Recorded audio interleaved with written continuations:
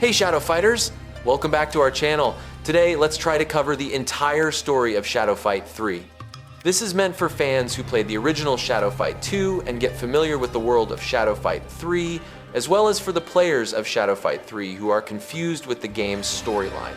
We cannot cover every minute details as it will make this video 4 hours or longer. This video should help you enjoy the game even better with more immersion.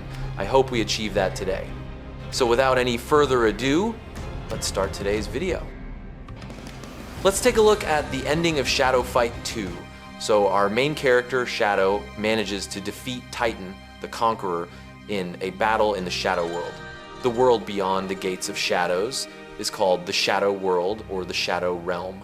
After defeating Titan, the Mad Conqueror starts to build by residual energy, strong enough to blast himself to smithereens as well as Shadow. May waits outside the gates in the real world as she sees the gates slowly falling because of the battle in the Shadow Realm. The explosion causes the gate to fall and destroy, but surprisingly the main character escapes from the blast and returns to the real world. The main character also loses the shadow form he was trapped with for so many years and now finally returned to his human form. May and Shadow have an emotional moment and they're seen walking away together to start a new life. But wait, then comes a teaser. The shadow that the main character lost seems sentient, as if it's alive, and it slowly follows the main character secretly. Not much is known about this sentient shadow entity until now. Years have passed since this great achievement of Shadow. The world around him has changed. Cities and kingdoms started to develop, technology was invented, the world has now significantly changed. This is the world we set foot in inside the game of Shadow Fight 3. So Shadow Fight 3 happens many years after the ending of Shadow Fight 2. So why is it that our old Shadow Fight 2 fans feel so unfamiliar with the world background and world building of the new game? Where are the shadows? Where have the silhouettes gone? Is the game even Shadow Fight anymore? So this is where most fans are confused and often don't interest themselves with playing the game. They're finding it hard to see a connection. The reason for this is because the lore of the world building is hidden inside the games, help shift. You can read it well inside this page. But no need to worry, I'll briefly cover the fundamentals you need for this understanding. If you're enjoying this, hit that like button, it really helps more than you think. And if you're new here, consider subscribing so you don't miss the next one. Soon we will do a video for Shadow Fight 2. Let's try to understand the world building of Shadow Fight 3. Remember the shadow entity that crept out of the destroyed gates, which is following Shadow? That entity has been captured by Shadow and imprisoned inside a special glass sphere. This shadow entity that's inside the sphere proved to be resourceful and is preserved as an ancient artificial. It is alive, yes. The people of this world wanted to use this mysterious shadow entity and of course had groups of different opinion on it. This debate on how the people of this world wanted to use the sphere led to the formation of different enormous groups among themselves, which is called as factions. The people in this world is divided into 3 main factions. These factions have their own perception on the sphere as well as their own rules for governing their people. The land here is the same as that of Shadow Fight 2, just many, many years later. The game has evolved now. Let's take a look at the 3 factions. Legion. The Legion is a militarist faction. Their goals are simple and clear, eliminating shadow energy throughout the world and preventing it from re-emergence.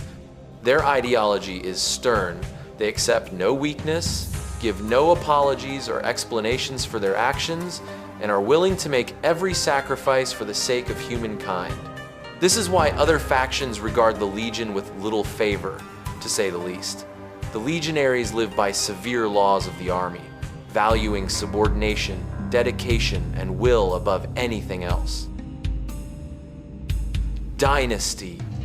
The dynasty's capital is home to 1,000 of combat arts schools, a dense anthill of a city where someone combative and charismatic enough can gather crowds of loyal followers. The capital's pace of life is very rapid. The people of the dynasty simply know no other way of living. That's why the warriors you'll meet there are swift and elegant, and prefer lightweight weapons. Staking on the shadow energy, the Emperor of Dynasty has proved in practice that if wisely used, it can serve humankind's good. To many's surprise, the country flourished, but the Legion was confused by such volatile disposition. Since then, the two factions fell out with each other. Heralds. The Heralds are a mysterious faction with unclear motives. They're often compared to a dormant volcano that can burst at any time. This is well understood in the Legion. Heralds are extremely knowledgeable in shadow energy and shadow-based technologies. The crafty dynasty finds this knowledge quite useful. The Emperor's family turn a blind eye to the Heralds moving freely about the capital. Alas, the commoners are less sympathetic. They dread gloomy, taciturn fighters in dark attire, give them a wide berth, and mutter curses behind their back. Their movements are mathematically precise, quick, and deadly. Thus, even the high and mighties prefer to avoid direct confrontation with the Herald. So let's summarize this. The Legion is a militarist faction that has a large army. Their design and style represents most European empires. Their goal is to destroy every essence of shadow energy. The Dynasty is a harmonious faction, an empire of 13 unified neighboring kingdoms, now under one rule by the Emperor of the Dynasty. The Dynasty sees the sphere as an artifact from history that needs to be preserved. Tensions have been arising between the Legion and the Dynasty as they have opposing views on the sphere. One wants to destroy what the other wants to preserve. Dynasty designs are inspired by Asian culture, especially mainland China. Now the Heralds are a sci-fi faction. They represent the Japanese culture, especially in terms of sustainability and samurai tradition. Every samurai and ninja design in the Heralds can be traced to the opponents you faced in Shadow Fight 2. The Heralds want to exploit the sphere. They want to use it to improve their technology, which is superior to that of Dynasty and Legion. They are very intelligent and deadly at the same time. I hope you can understand and now have a clear idea on the three factions of the game. Wait a minute, did I mention shadow energy? What is it? Well, let's answer the fundamentals. The shadow entity inside the sphere imprisoned by shadow is like an unlimited reserve of fuel. You can use the fuel to power up many of your equipments, just like electricity or petrol. But shadow energy is dangerous and highly unpredictable. The energy that is emitted or extracted from the sphere is called shadow energy. It is the same energy that Shadow had in Shadow Fight 2, just it was a permanent form. Shadow energy powers up machineries as well as human beings. It can get absorbed into your body and enhance your combat capabilities like speed, strength, stamina, vitality, and so on. The shadow energy activation makes you enter into a state of a silhouette, otherwise how you are seen in Shadow Fight 2. This form is called the shadow form, which is temporary and limited, unlike Shadow from Shadow Fight 2. The stronger you are, the stronger are its enhancing abilities. But shadow energy is sentient, as said before. It can awaken your heart's darkest desires, your mind's darkest voice, and pour this energy into action. So to have good control in shadow form, you need to have a strong mind and good training. With shadow form comes the use of shadow techniques, a magical energy that you can use in the form of techniques. For this, the shadow energy is often imbued with the weapon or armor by a shadow blacksmith, so that it becomes easier to access and use shadow moves or techniques. These are combat-oriented. There are also plenty of resources made out of shadow energy, such as Shadow Lantern for day-to-day life and more.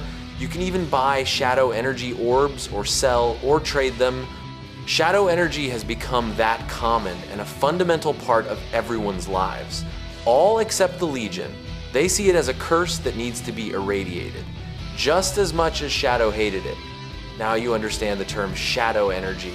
I hope the fundamentals are getting clear and making sense. Trust me, it will as we go on. The storyline and world building in this game is huge. We will cover only the essentials in this video. For detailed information and understanding, I recommend my playlist on storyline, which I have prepared. You can find them in the description box down below. Please be sure to tap the like button and subscribe to the channel. Now, if the sphere is that dangerous or that necessary, who governs the usage of the sphere? Who takes care of the sphere? Okay? To serve this purpose, there is a temple built near the place where the Gates of Shadows once stood. This temple is called as the Sphere Temple. Here, the sphere is governed by a neutral pacifist warriors called the Three Arrows. The Three Arrows are a metaphor for three strong warriors: the arrow of peace, the arrow of knowledge, and the arrow of faith, each one from each of the three factions. Ursus, the arrow of faith, fell and was replaced by the arrow of strength after he led an attack at the Sphere Temple to capture the sphere. Galen is the arrow of strength, and the Dynasty Emperor is the arrow of peace. Bolo from the Heralds is the arrow of knowledge. Together they harness and govern the powers of the sphere for their respective factions. Great work. You now have a good insight of the world of Shadow Fight 3. Now, you guys might be confused as to where the Eternal Sphere is and how all of this is relevant to the continuation of the story of Shadow Fight 2. Well, I will answer about the Eternal Sphere at the end of the video because you'll be ready to understand this answer only by the end of the video. Alright. In this game, you play as a custom character that you create and design. How is this character you play as relevant to Shadow? We will uncover his secret connection to Shadow in this video at the end. Trust me, the plot twists in this game are crazy. You'll love them once you're invested. Okay, in this game, there are 7 chapters, 3 transformation arcs, and 1 epilogue, or the Gates Plane. Let's go easy and simple. Your character starts his journey in the Legion as a trainee recruit. No one knows how you ended up in the Legion camp, not do you have any memories of who you are.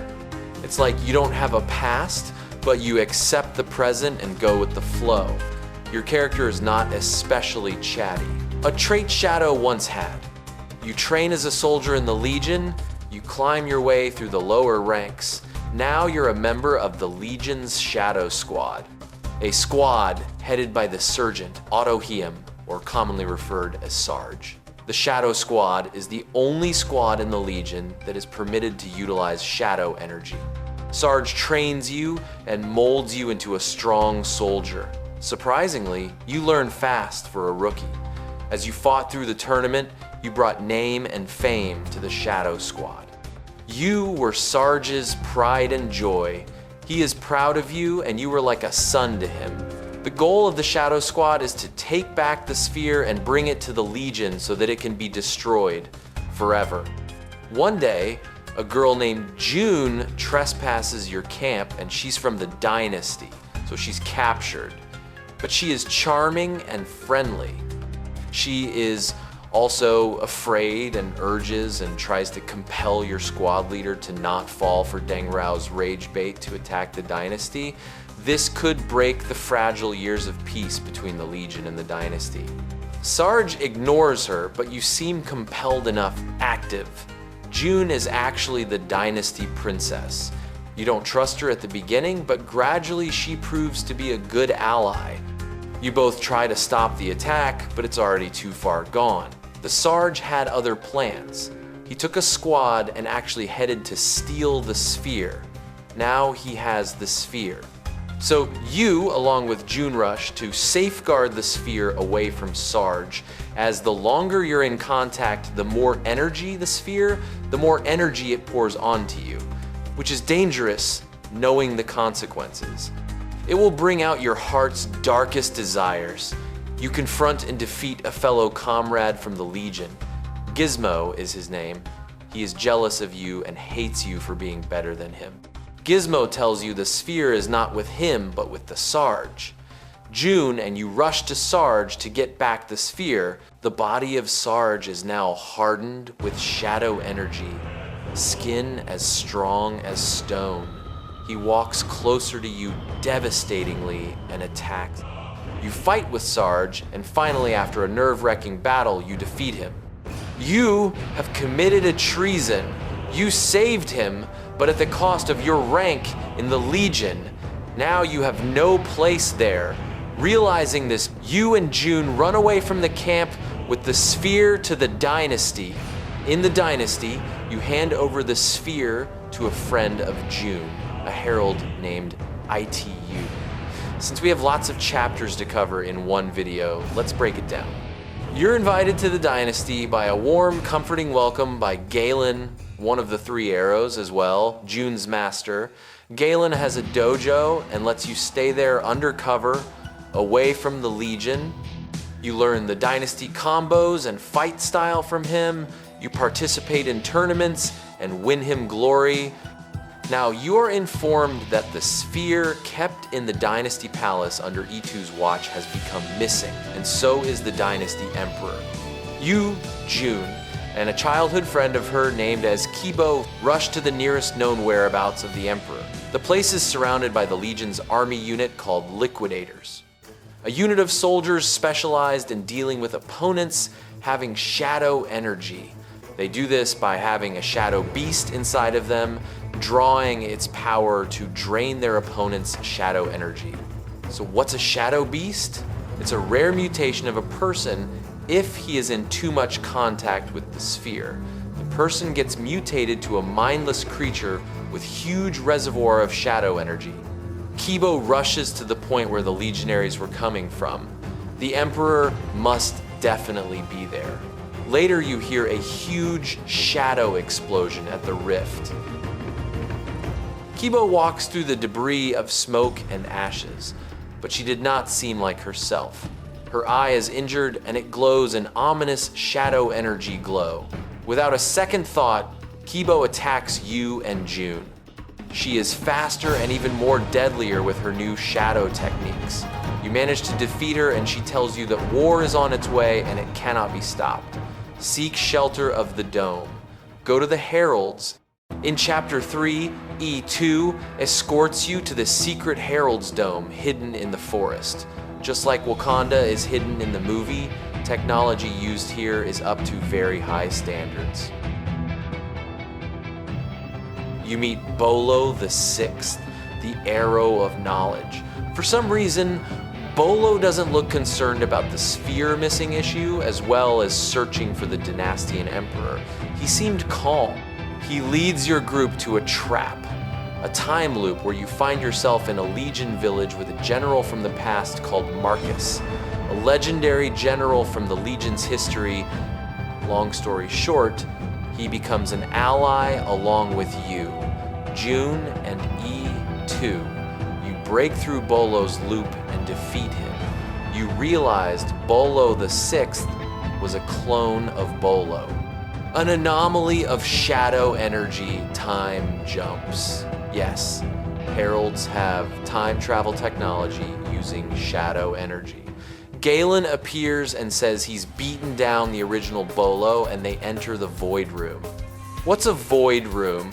Well, it's a sophisticated system like a supercomputer simulation world, made up from the intelligent mind and consciousness of many great heralds.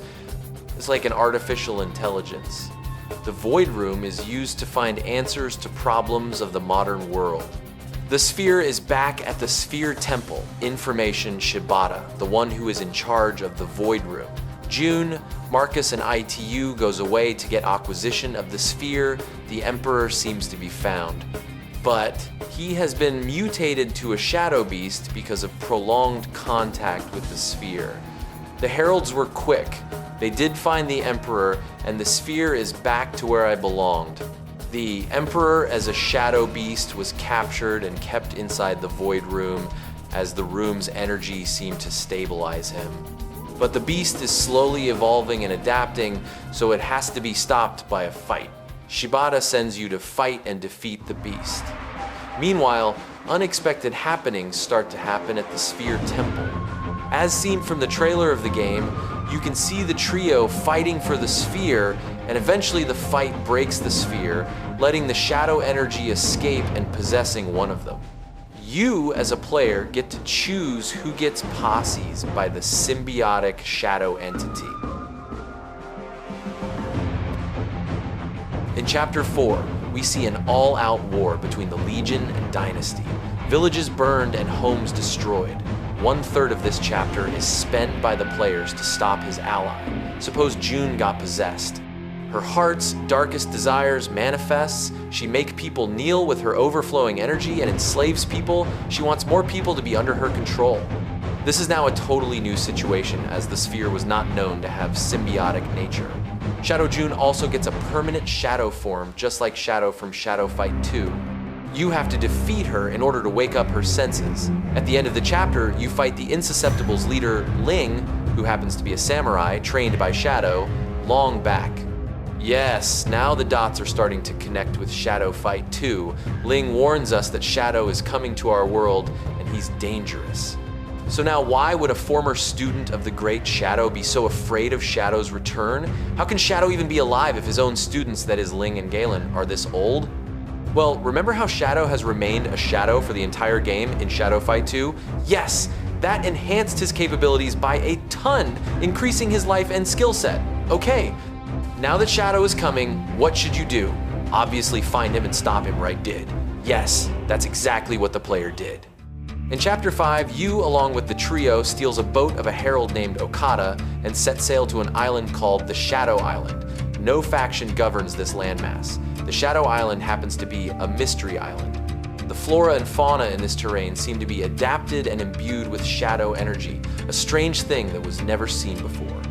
Was the powers of the sphere also shared with the island long before the three factions by Shadow?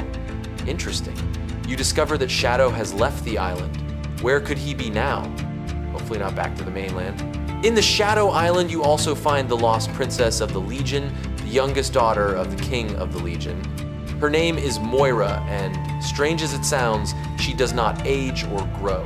People of the mainland thought she had died or went missing after the night of the Scourge. After all, she was infected by a shadow energy-caused disease called the Scourge. The king of the Legion died that night, saving his kingdom from the Scourge in a fight that lasted an entire night with Shadow by his side. Shadow brought the child secretly with him to the island, hoping to find a cure for her ailment. Presently in the modern world, the Scourge can be treated and is curable, thanks to the research and development of the heralds in medicine. Now, Moira has some strange powers too. She's linked to the island and the sphere in an unknown way. When leaving the island with Moira, some strange shadow robots aroused from the ocean onto the deck. They started attacking as if the island doesn't want Moira to leave. The Scourge inside her manifests out in the form of an archangel. Defeating it freed Moira from the Scourge. Maybe the island did not cure her, rather suppressed her inner Scourge. After meeting Moira, things changed. The voices June hears from the symbiote stopped. You get a fever dream where you had a nightmare of the ship you're sailing is on fire. Something strange is going on.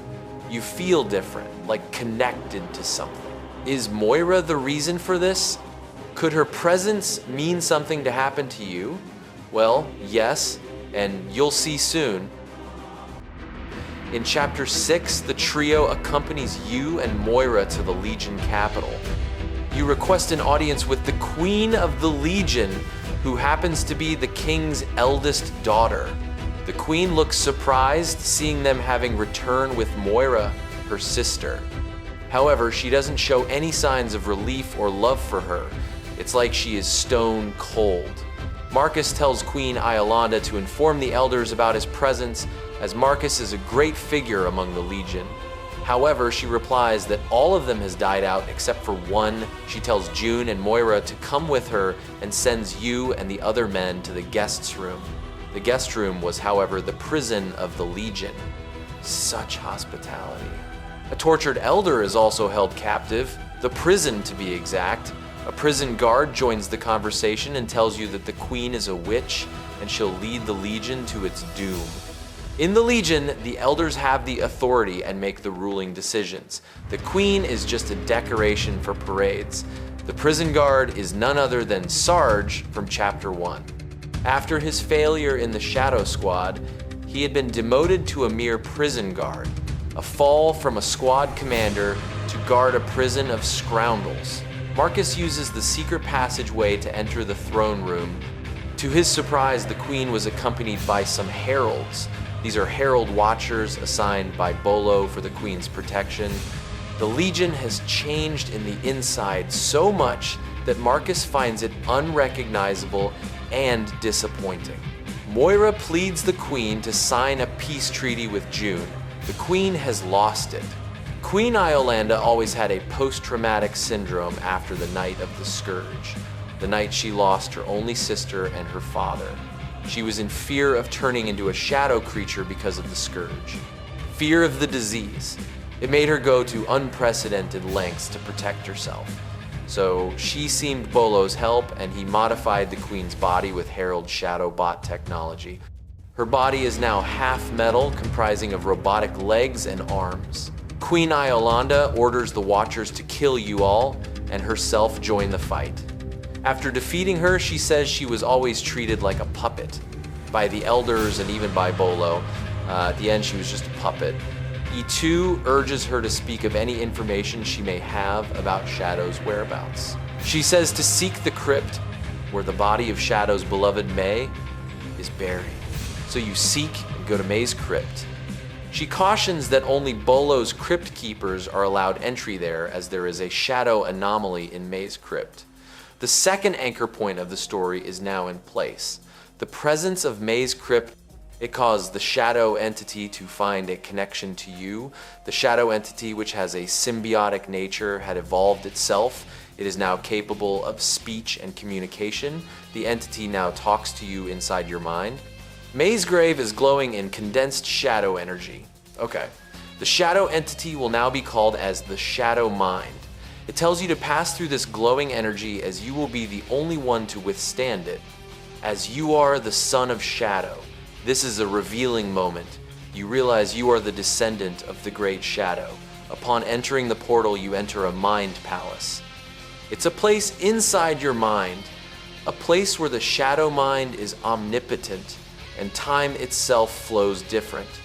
It's a place only the descendant of Shadow and the Shadow Mind can enter or summon. May unknowingly brought the Shadow Mind from the destroyed gates into the human world as it hid inside May's womb inside her belly. It hid inside her in secret for many years. Eventually, May got pregnant with Shadow's child, but she did not tell Shadow yet. When Shadow actually sensed that May has the Shadow Mind inside her, he tried to fight it. The Shadow Mind, in his defense, tried to protect his host by summoning shadow beasts, and eventually the scourge that led to the Night of the Scourge. Shadow is extremely afraid of losing May to the one thing he spent down his entire life to escape from. So he struck down the shadow creatures hard and couldn't avoid fighting the possessed Shadow May, killing May and the shadow beasts with his own hands. He did not intend to kill her, but the strikes of his katana ended up puncturing May's heart. Shadow May retracted away to the shadow mist, fading from his view. The strike made May awaken to her consciousness. She knew her time is out, and eventually she would die. As a mother, she used the rest of her life energy and her powers to teleport herself to the Shadow Realm, the other side of the gates, and back, and ever. The baby was born to the Shadow world in life and death. May died at the hands of Shadow. The very hands he held her motionless body were the very hands that loved and cared for her. Shadow was heartbroken. Grieving, he vowed to destroy Shadow Mind, but could only imprison it in the sphere. Years passed. Shadow failed to find a way to kill it, so he turned his wrath on the shadow beasts. The people worshipped him as a hero, though it was not so. Consequently, the locals inherited his hatred towards Shadow Mind, and so the Legion was born. With his strongest warriors, Shadow sought the legendary Shadow Sword, but his group of legionaries were defeated by a foreign prince, the Prince of the Dynasty. Believing this nation could help, Shadow asked them to study the sphere. The prince became the Sphere Keeper, the first arrow. This prince is also June's grandfather, who will be later known to us all as the Collector. Okay. Trapped, Shadow Mind tempted mortals, seeking a worthy host. It tried Galen, the second arrow, granting him power, But Galen resisted, warning the Emperor that Shadow's quest to destroy the sphere was selfish. Shadowmind then turned to Bolo, the third arrow, who hoped to exploit its power. Following Shadow to May's grave, Bolo discovered it radiated shadow energy, and was in fact a portal through time. There, he encountered a man from the future who confirmed this. That man is Stranger, a scientist from the future who studies about historical index by time traveling. Shadow was stubborn, but after learning the truth, Shadow abandoned his vow to destroy Shadowmind and entered the portal at May's grave, seeking to resurrect May by traveling to the future. But Shadowmind revealed the darker truth. Shadow no longer wanted salvation. He sought to rewrite reality itself, even if it meant destroying the world. The Shadowmind challenges the player to prove if he is worthy of the powers of Shadowmind. Shadowmind feels no pain as well as no emotion. It is the shadow energy in its truest form. The Shadowmind has always been searching for its perfect host. Who can be more perfect than the descendant of Shadow himself? Having a perfect host is important as the capability of the user, and its compatibility allows the user to utilize the immense unlimited powers of the shadow energy within. The logic here is like car and fuel. If you pump fuel into a Bugatti, it will run fast.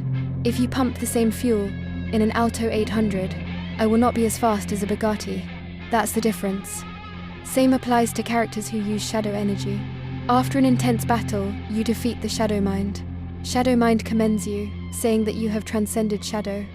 It then advises you to enter the portal, as you are safe with Shadowmind. The player, together with Shadowmind, goes through the portal into the future to stop the once great, invincible warrior. The Shadow. Chapter 7 takes place in the absolute future, where the world is being dominated by Shadow. He took the Legion throne and destroyed the dynasty and the heralds. Only the Legion remain. Those who survived Shadow seek shelter and are in hiding. 10 years have passed since the events of Chapter 6. This is the absolute future. Bolo once slipped out information to Shadow that if they were to build a Shadow Particles accelerator, it could help even rewrite history itself, even revive the dead as if they never died in the first place. Shadow realized the accelerator is the way to revive May, so he did everything in his power to build the accelerator. He destroyed anyone who opposed the idea. The consequence of Shadow's plan is that the entire world, along with him, will be sacrificed if he, the accelerator, is activated to achieve this purpose. This was not Bolo's intended use of the Shadow Accelerator. However, the accelerator is now ready. The heralds hid the accelerator core from Shadow, but Shadow unleashed hell upon everyone to get his hands on the accelerator. To end the bloodshed, E2 had to hand over the accelerator to Shadow himself. Nobody fathomed Shadow would go to unprecedented lengths, on a scientific whim, that the accelerator can actually bring May back to life. There is a fine line between theory and what's practically possible, but Shadow knew this is the only chance he got to bring May back. It's his obsession. Losing May changed him. How? Shadow must be stopped, by reason or by force. But can anyone defeat him in a one-on-one combat? He is the invincible warrior who defeated demons, as well as the Titan. Could we stand a chance to beat such a strong warrior? Shadow may be old, but he is also really strong even if you fight with shadow energy. So fighting him is our second option. The first priority is to eliminate any chance of Shadow getting the accelerator core. If we are able to do that, the future should be in safe hands. Due to limitations of shadow portals for time travel, we cannot change an absolute point in time, such as the death of May or birth of Shadow. It requires too much energy and we have not discovered any way to do that. So we'll adjust with what's practically possible with our current technology and expertise. So Bolo and E2 from the future allows you to time jump and stop E2 from handing the accelerator core to Shadow. But every time you stop E2, someone else takes the core and eventually Shadow gets it. You tried 3 time jumps and someone or the other gets the core and gives it to Shadow. This is because the historical index of Shadow is way too high, the highest in the world. So what's a historical index? Okay, it is a measurement unit for how much impactful a person is to the world. Let's say Shadow opened the gates. This impacted the world, meaning his historical index is high. Let's say you tried to stop Shadow from opening the gates. No matter how much you try, Shadow will eventually open the gates. It's like the future is written. A person with high historical index can make things happen. If Shadow wants to open the gates, then there is, without a doubt, nothing that can stop the gates from opening. It's a new concept only seen in the Shadow Fight franchise. That is why Bolo says there is nothing that can be done to save the world from Shadow. Okay. There are some rules to time travel using Shadow energy. Let's see some of them. 1. You must wear the time travel suit, otherwise the Shadow energy will distort you and rip out your organs and flesh. 2. Each time jump you do will create clones of you. It's an anomaly. Each clone may cause a shatter in the timeline. That means the clone may end up in an alternate reality by replacing someone there with historical index as same as you. This is important to understand the further story. 3. Large amount of Shadow energy is used up for the time jump. Okay, so you guys can take break and come back after getting refreshments. Meanwhile, do press the like button and subscribe to the channel for more. This helps us video get boosted and we will be able to make more such contents. Comment down your thoughts below on how this video helped you. Hold tight because the world building in the game is about to be flipped upside down in a few minutes. Okay, so seeing that the time jumps did not yield any results, you are faced with one option: to fight Shadow and stop him. You walk to the accelerator tower and reach the terrace. You see Shadow and a giant mechanical droid near him. He sees you and senses that you're his descendant. Fair note, Shadow doesn't like the descendant. He blames you and Shadow Mind for May's death. He thinks you were born through the Shadow Mind, the very thing he sought to destroy. Now he has the chance to kill you himself. A chance to avenge May. I know it's not fair, but this is the situation you are in right now. Shadow doesn't want to talk and enters his armor walker. It's the giant droid. You fight with Shadow. It is a brutal, intense battle. Even the roof of the accelerator tower breaks with the impact. Shadow Mind helps you in battle from time to time by projecting strong beams of Shadow energy. Once the droid is destroyed, Shadow comes out of it and fights you barehanded. Shadow is a skilled warrior. He doesn't need weapons. He is the weapon. Now he has a new technique that builds an energy skin shield on his body that grants him protection. Something like Titan used in his boss battle. Even if he was so strong, you did not give up. You fight to the end. But Shadow gains control of the Shadow Mind. The tide of the battle changed. He becomes one with the shadows again. Now you battle a fully Shadow form boosted Shadow. He even unleashed Titan's Desolator to crush you.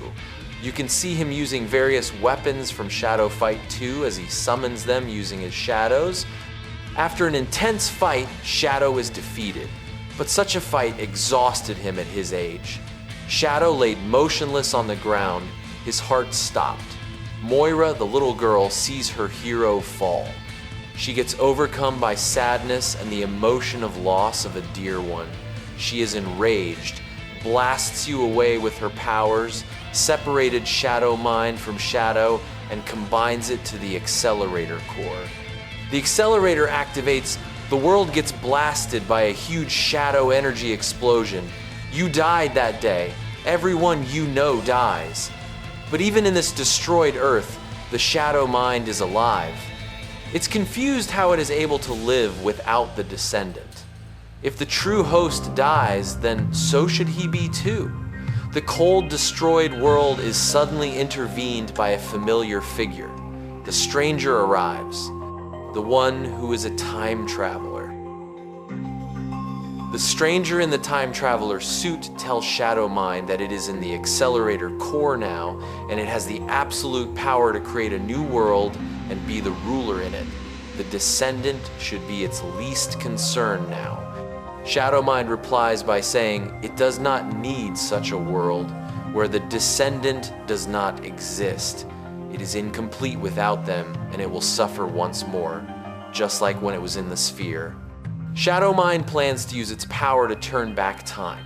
Having learned from his past experiences, Stranger informs Shadow Mind that it will only yield the same outcome regardless.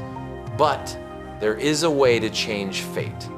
Stranger reminds it that the descendant had performed 3 time travels to the past, which created 3 alternate worlds as a result. Each one of these 3 planes has its own descendant copy. Not an exact one, as they will not remember Shadow Mind. Descendant never realized how important their companions were for the world's fate. Shadow Mind will help the descendant to understand and learn a lot of things. Once they obtain their companion's power, the descendant will be able to change fate. This means Shadow Mind will be trapped in the sphere again, but the descendant will surely find it sooner or later. And because these are alternate planes, these copies are much weaker than the original, and the path will not be easy. Shadow Mind then fades and enters the portal to the first plane. This marks the beginning of the transformation arc, a new perspective to the story to help the Shadow Mind evolve. I have separate videos in my playlist that completely explains what happens in the 3 transformation arc chapters. Please do watch them by clicking on the link in the description box. You can find all of them below. Read the titles and choose the video you want to see. Now, what is this transformation arc about? Well, the shatter caused by your time jump causes the multiverse. 3 alternate realities, 3 alternate planes. If you guys watch the Marvel What If series and Loki, you'll be able to grasp what alternate timelines are. In simple terms, consider you're in school at class 10. You took engineering stream and 7 years later you're an engineer. What if you time jumped and caused yourself to take medicine stream? Right, exactly. You'll be a good doctor in 7 years. So that's what an alternate timeline is. Both timelines are happening simultaneously. Hope your fundamentals are getting sharper and clear. You're doing a good job. Be proud. Now, there's a little thing in planes called a stability. So basically, you're in a new body, maybe even a new appearance in these planes. You have no memory or recollection of the original timeline. You simply believe you were there from the start. Now what happens is that your soul is an outsider, and you're inside a body that's technically yours, but at the same time it's not, as it belongs to a different world of you. So the planes have this stability unit. What does it do? Well, it punishes you, makes you unstable, you'll be far weaker than your current self, so you need to increase your stability to stay normal. The storyline of June's plane is the definition of suffering. It's a world where you replaced June, but also a world where June's dream is fulfilled. That's as a long era of peace without wars. But actually, it's a long era of pretending to be at peace.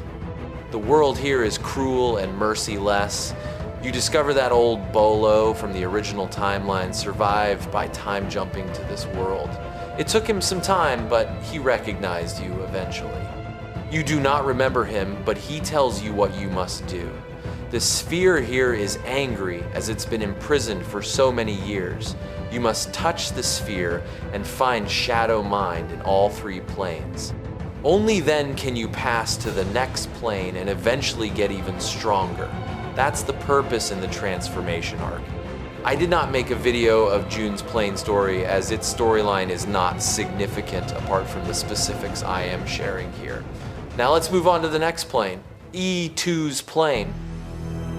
E2 plane is my favorite storyline arc in the game. It's where the story of the game becomes peak. Every little foreshadowing is revealed here. For a detailed explanation, I recommend you to check it out in my playlist below.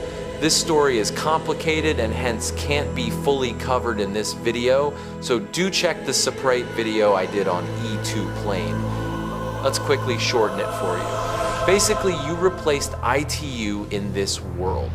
The world here is highly advanced. It's the perfect world with blooming technology and intelligent people. The Heralds united with Dynasty and took control over the Legion. In this world, the Void Room is very advanced.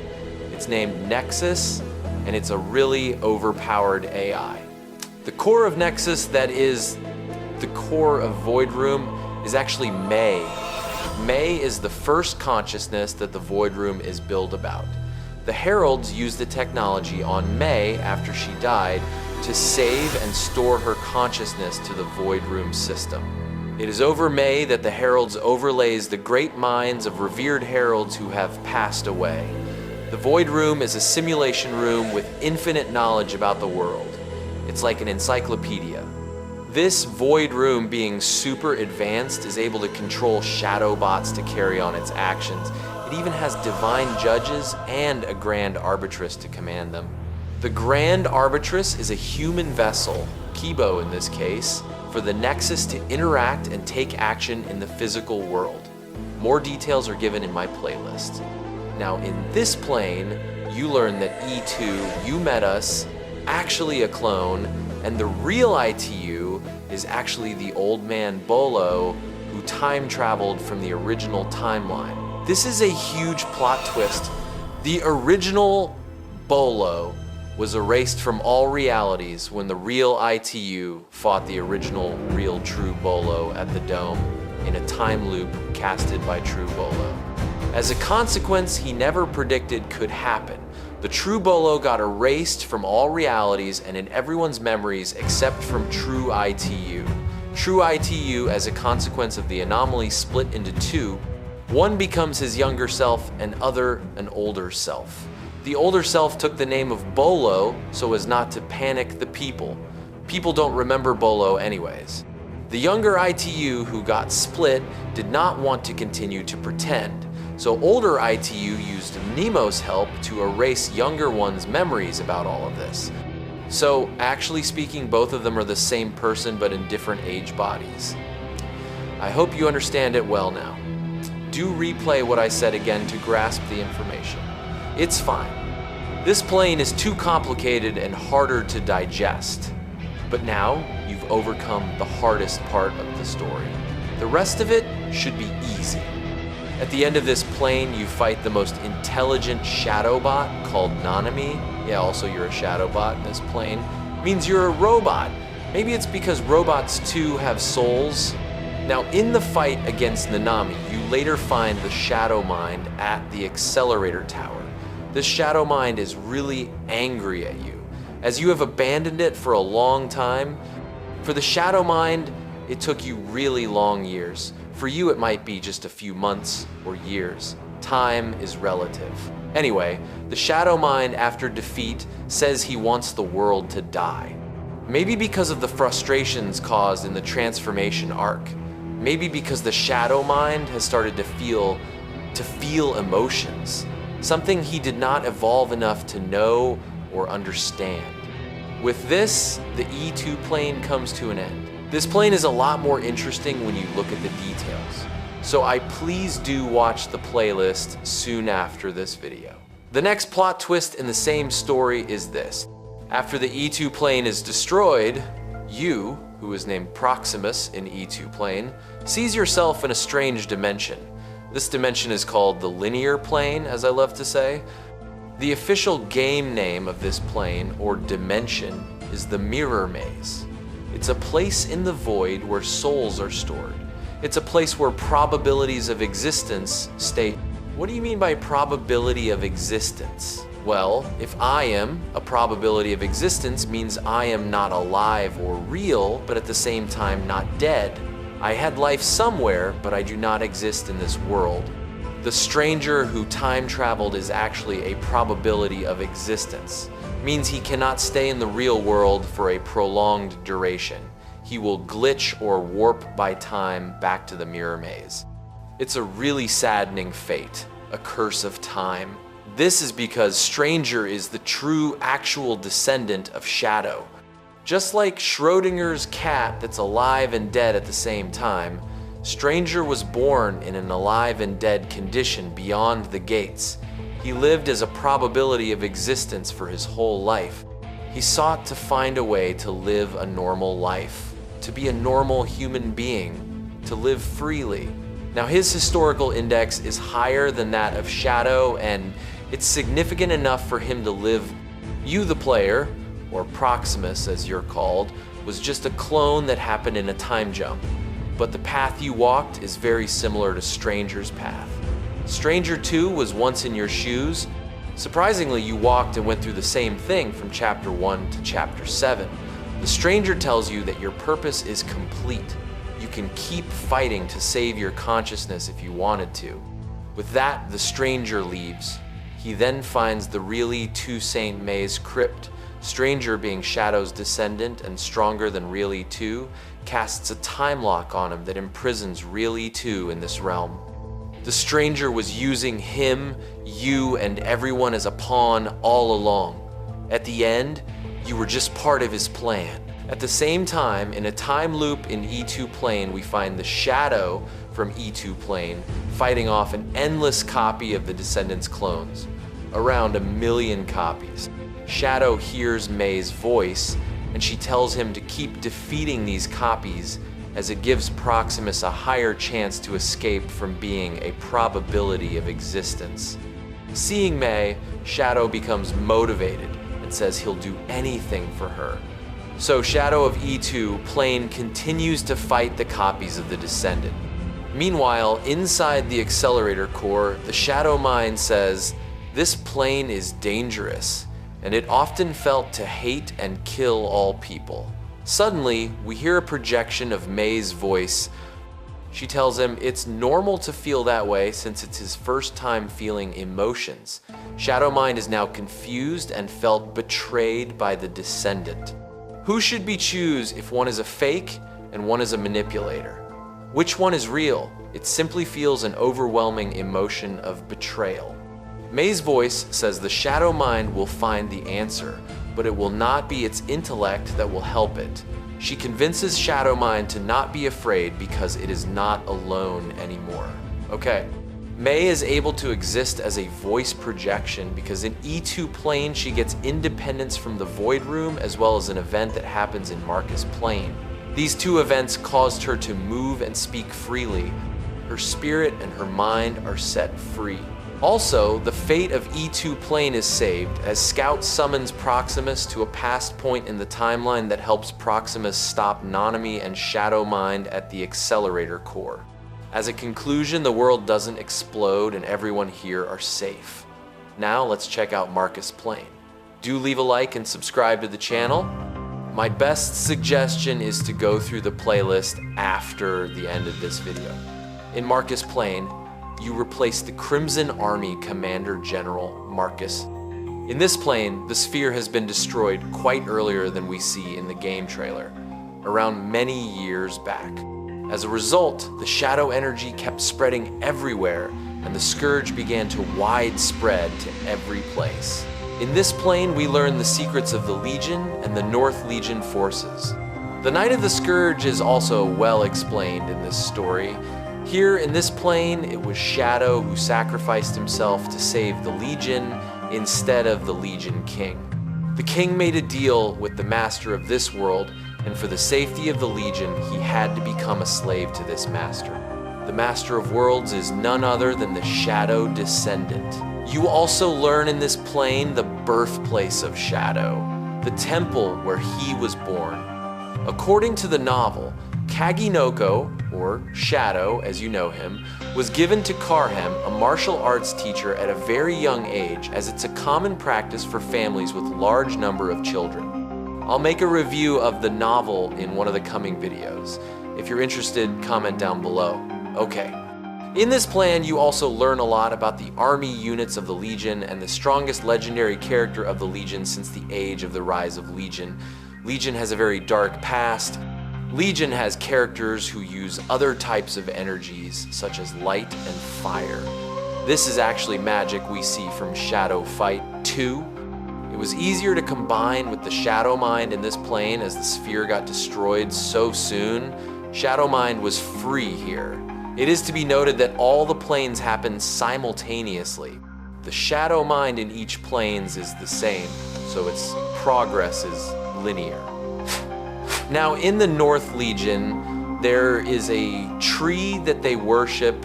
They believe that the heart of the forest is alive in this tree. The heart of the forest is May. The dark abdicators there summon the Millennium Wolf, the patriarch of all Dravars. Millennium Wolf sees the holy tree being corrupted with shadow energy lanterns as decoration. He is from the pagan era. He threats to burn the tree to remove the so-called decorations or corruption.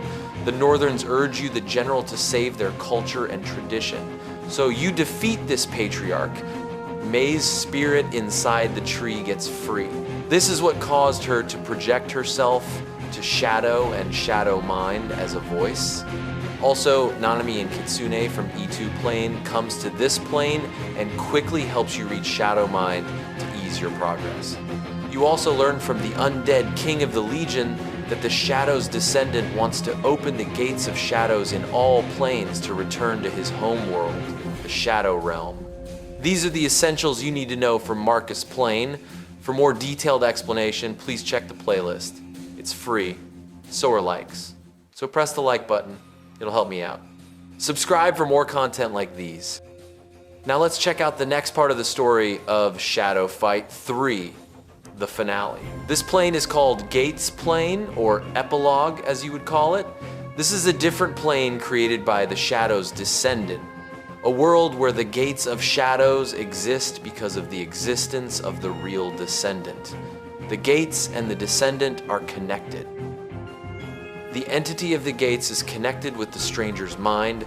Also in this plane, you as the player do not exist. May is alive here, and Shadow died long back.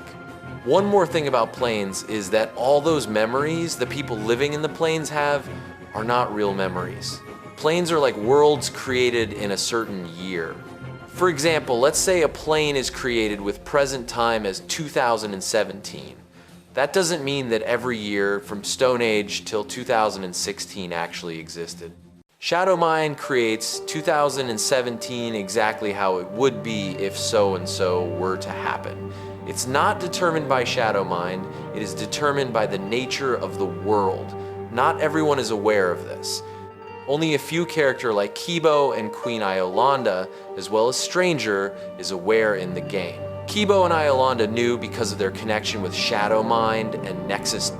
They see the truth of reality. Okay, in the Gates plane, Stranger prepares himself to open the gates in all worlds at the same time. This happens as his existence reconstructs the gates in all planes. So by opening one gate, he is also opening all the gates of shadows that are reconstructed in all parallels of reality. I see. Why does he want this? Well, there is no clear answer in the game. We have explained this via concept in one of our videos. I'll link it down below. For now, you can think of it as a way to connect every world we know to the Shadow world. Something Titan wanted. Titan, as you know, wanted Shadow's ability to pass through the gates, the power to enter other realities, other dimensions. Well, Stranger has now connected all the other dimensions or realities with the Shadow realm. This door is always open. Okay. We also see familiar faces from Shadow Fight 2-inch the ending. Nemo's is seen captured by Stranger in the accelerator tower for a long time. May in this world leads a rebellion group against Stranger. She is also accompanied by Kitsune from E2 plane. The Stranger, for some reason, did not choose to prison them. Maybe he sees them insignificant, or maybe he is not truly evil. Whatever his goal was, he does not want them to be hurt. May manages to save Nemos and escape by defeating Lynx from Shadow Fight 2, who is guarding the cell. Nemos is revealed to be Ancient from Shadow Fight 2. Now everyone is now thinking of how to stop the Descendant from opening the gates, as none of them are strong enough. Even the Ancient. So the Ancient conjures a ritual magic that will summon a warrior from another timeline that is strong enough to rival the Stranger. Who could it be? How will we know?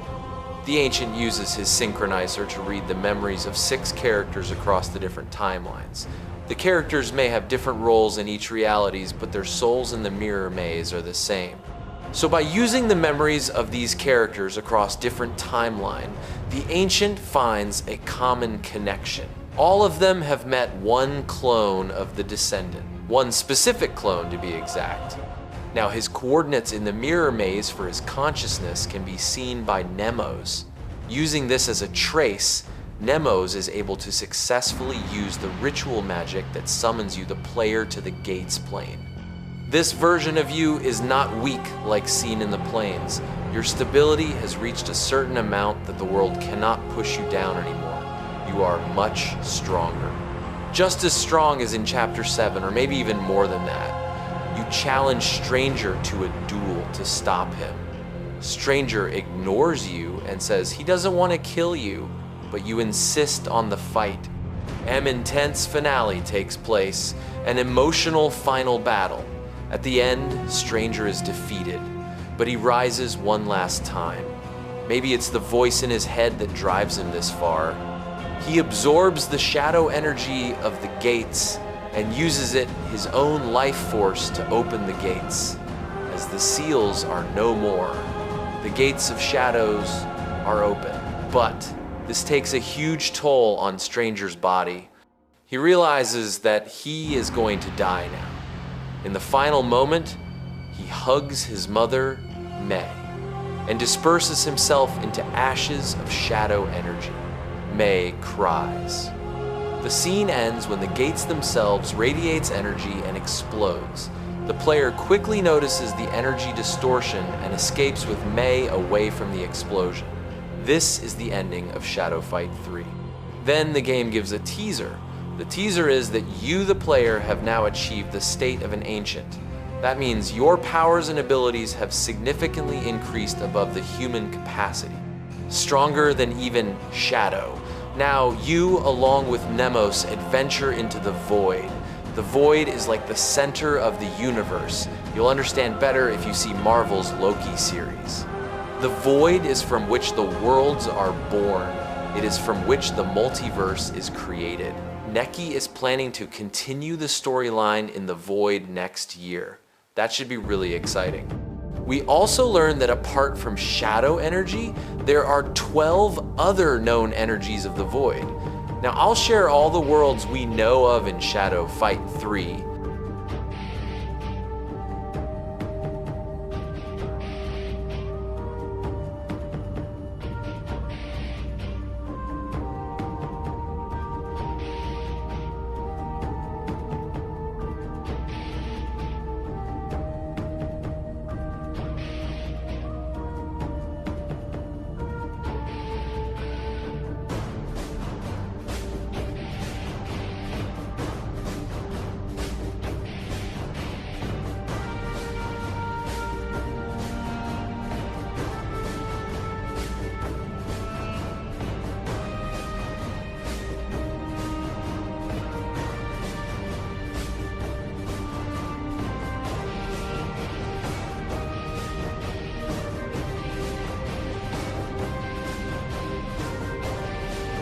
Okay, so the Void is vast. It's a place from which worlds are born. Much like what Tenebris used to work with. So there's a theory that the underworld from SF2 can possibly buy places within the Void. Let's stick to the known facts about Void for now. The Void comprises of many Void islands, as you can see in raids. There's also something more. The 12 energies have their own realms within the Void, called the 12 cities of the Void. These are vast areas. Each Void city has its own energy. There is a realm of Rot City. There's a realm of light. Dreadware, as you've known from Arena, is actually one of the 12 Void Cities. It stands for the Bone Energy. Okay, now to the next part. Let's share with you the newest known release date for the Void storyline. So the next major update for the full Void storyline is set for the year 2026. But we'll have an introduction to the Void storyline this autumn. Yes, you'll get to play the Void storyline this year. The beginning part of it, to be exact. Subsequent story updates will be released next year with proper implementation of new weapons, armors, and Void faction. The anniversary of Shadow Fight 3 is on the 16th of November, so let's expect for the Void storyline to launch on any date closer to it, like 13th or 19th. Autumn season is from September to November, so there's a chance you'll get it early as well. We got some more good news. There's a rumor that a new location is coming this September, hopefully without delays. What do you guys think? Since we got to see a full light energy set, I expect it to be related to light energy. A fan once said to me that he wanted to see the Abdicator's Tower location one day. So that's an interesting place I would love to see. Who knows what they'll add. Anyway, it will be interesting to see something like the Abdicator's Tower in the game. Neki is known to consider fan ideas, so let's wait and see. The tower is an interesting choice, loved and anticipated by many fans. Okay guys, with that, the video finally concludes. I hope this video helped you in many ways of truly experiencing the Shadow Fight story. Do tap the like button and subscribe. Comment down what kind of videos you want to see in our channel. If it's in my power, I'll create it for you. For now, I am having thoughts about content for novel, the maps and unit of each faction. Neki is going to answer my questions I've sent to them, and the answers will come at the end of this month. So hopefully I'll be able to answer questions for you, such as what is a void child, what is an ancient, and what makes a person a demon. Mostly it will all cover deeply the plot holes in the game. Now let's answer to what happened to Titan's eternal sphere. So in the ending of Shadow Fight 2, there are two new multiverse.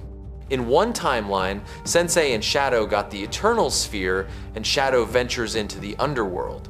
By defeating the Eternals and meeting Tenebris, he got much stronger. But in Shadow Fight Shade's timeline, which is said to be the prequel to Shadow Fight 3, the Eternal's sphere shattered into pieces because of Titan's explosion, causing the shards to be scattered in different places. The story of Shadow continues in Shades. This is the same Shadow we see in SF3. Since the Eternals were going to destroy the world anyway, they had to be stopped, so Underworld Shadow must exist. Both are canon to the story and play an important part. So get your hopes up, because we may see the strong Underworld Shadow soon in Void storyline. I know you guys are excited too. Thanks for watching. Stay tuned.